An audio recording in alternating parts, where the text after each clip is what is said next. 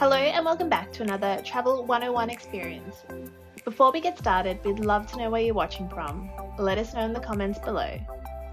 On a recent trip through Melbourne Tullamarine International Airport, I took a walk through duty free and I captured some prices on camera. If you're interested in knowing what to expect, or if you're planning to set aside some extra cash to spend before your trip, this is for you.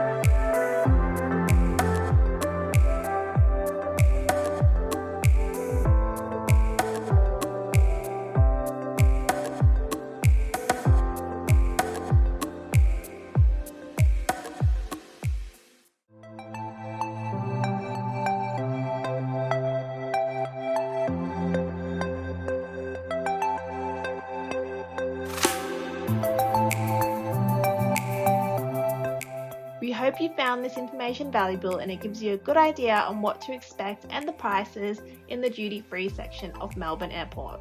Don't forget to hit that subscribe button to stay up to date with all our Travel 101 experiences. Thank you so much for watching and we look forward to seeing you in our next video.